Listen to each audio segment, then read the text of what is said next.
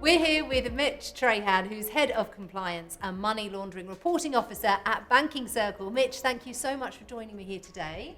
You have been named De-risking and Financial Inclusion Innovator of the Year, I believe. Thanks, Sarah. It's really an honour to be here.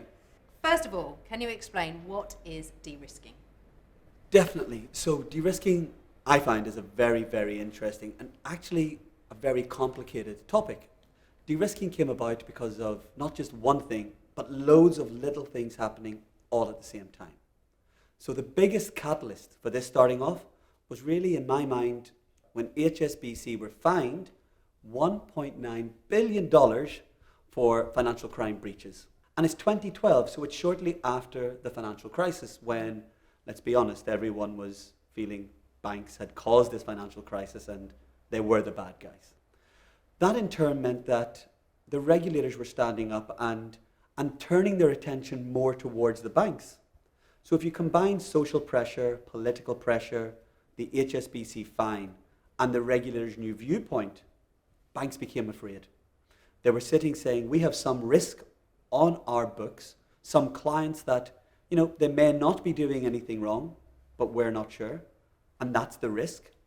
And if we keep having these clients and giving them accounts, and if something goes wrong that we, by accident, don't detect, the regulator will fine us. So we're risking these 1.9 billion fines. So they decided to look at the clients and decide, maybe we should exclude this industry, stop banking other banks, or we should exclude these types of clients, or even these industries or geographies. We will not accept customers in these locations anymore. And all of that has massive impacts to everyone in society.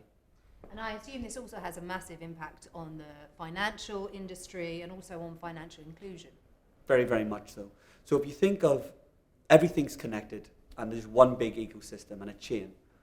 So while banks start stopping serving other banks or other payment firms, they in turn can't provide services to other banks or payment firms. Or a bank might say, we will no longer have these types of customers. So you, as our client bank or our client payment firm, you no longer can serve those types of customers either, because it's all controlled from the top of the chain. If people don't have the risk appetite to help those that need to get documents or need to work in a certain industry, they just become extremely excluded unless we address the de-risking problem. So what has Banking Circle done to address de-risking, and what are your next steps, do you think? So we're a very different bank and we're quite new, but we're tech first. So we're using technology as the lead and then banking services after that. So that's our primary piece. We're also very focused on this industry. So on serving other banks and serving other payment firms, which is where the de-risking really started taking place by others. So instead of pulling away from that, we're going deeper and deeper into it.